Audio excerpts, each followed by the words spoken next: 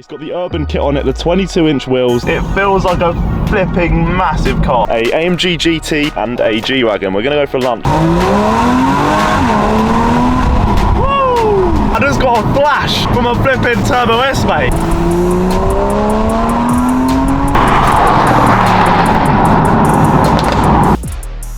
Big boy tyre.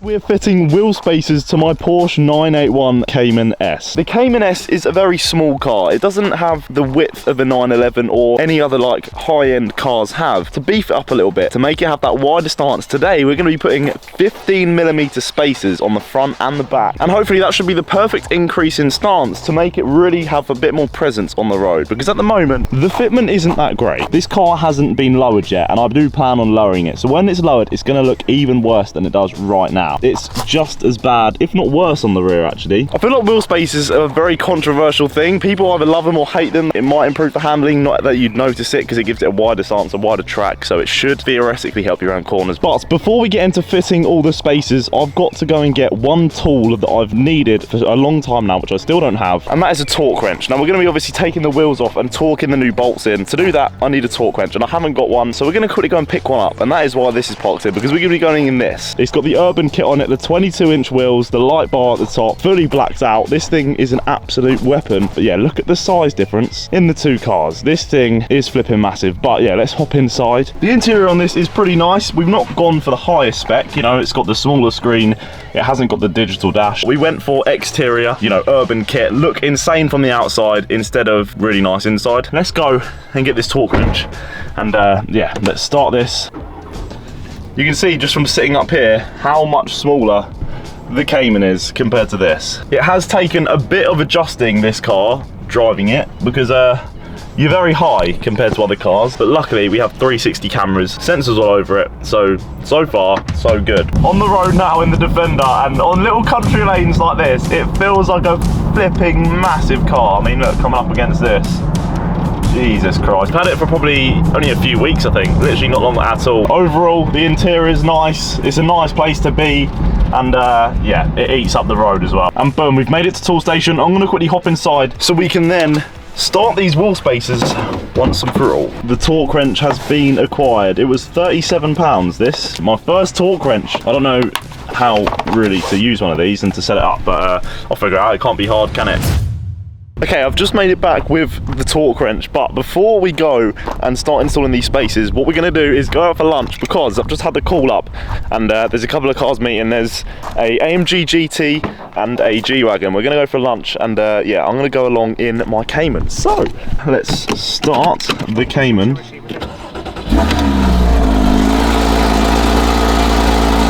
That still sounds so good. But yeah, let's go for lunch and go for a little drive and convoy with an AMG GT and a G-Wagon, I believe. They're the two cars that are going to be going. Okay, so we're going to see my sister's boyfriend, Matt, who's just bought a AMG GT. He's had it for literally a week. He's just got it, and the thing is mental. It looks so good. And that car has the best fitment. I don't think he has spacers, but he has aftermarket wheels, which just look so flipping good. And I'm pretty sure it's been lowered as well. It looks so sick. It's an AMG GTS, and we're also going to have his best mate, Aaron, who has a blacked out G-Wagon, which looks sick as well. Should be a very cool convoy. 3 black cars, of course this is black as well. Sounds so flipping good.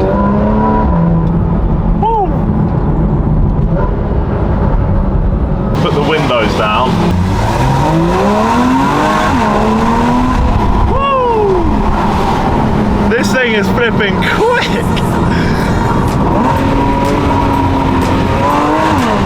After hopping out of that massive Defender, this thing feels so flipping low down, sporty and just reactive.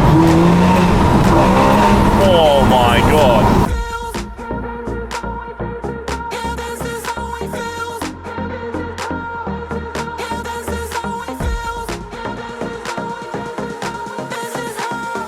Did you see that? I just got a flash from a flipping Turbo S, mate. Oh, I'm in the Porsche crew right now. Jeez!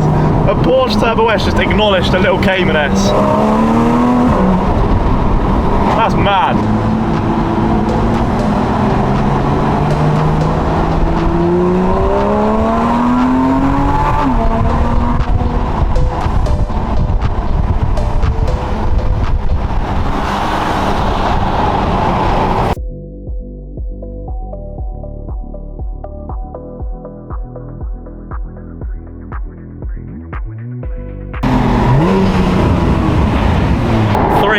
burnt out cars causing chaos.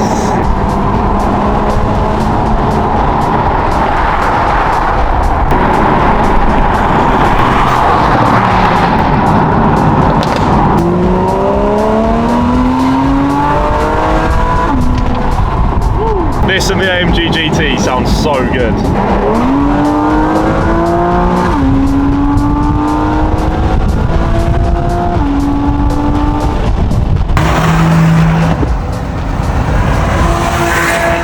I don't know if he was flat or not, but he got the jump on me. Jeez, this thing's a beast.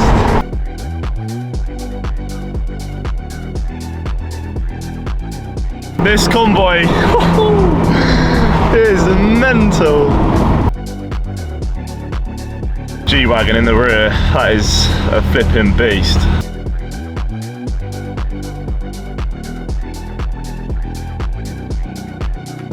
Causing absolute chaos.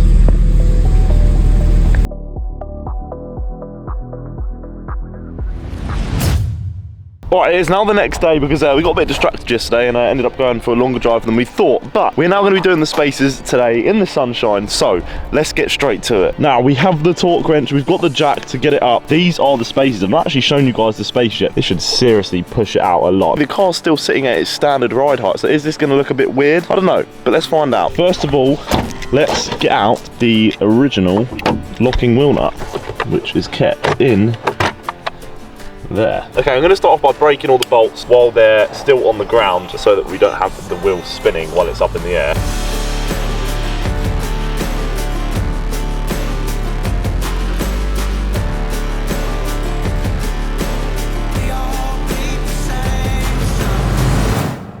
This is a sight to behold. We got the wheels off. Well, one of the wheels off. The next step is to get a wide brush. Yeah, just literally a wide brush over it all. I think that's a lot better than it was. Now let's get this and just make sure this all goes on properly. Okay, so the spacer is on. Here is the new bolt. Obviously it needs to be longer because the new spacer pushes the wheel out, so this has to go deeper into the car. Now the wheel.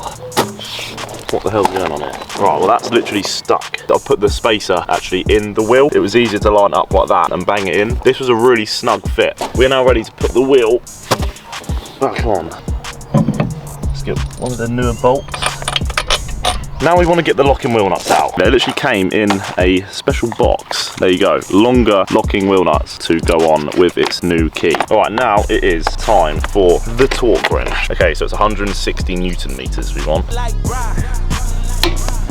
Whoa, they're flipping tight.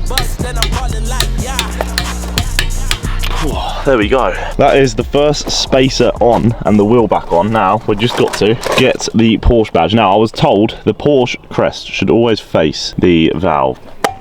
Boom. Before we reveal the front, let's go and do the back, so then this whole side is complete and then we'll get round to doing the other side.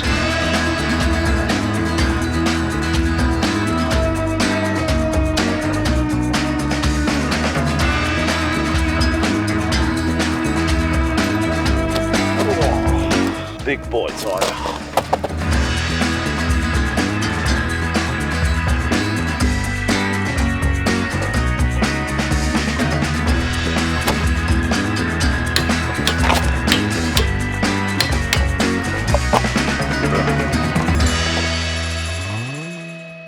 Look at the difference. If anything, it's poking just a little bit, which I love that. That is so sick. Look at it compared to the other side. That is so far in. That to that. That is well in compared to that. Looks so sick.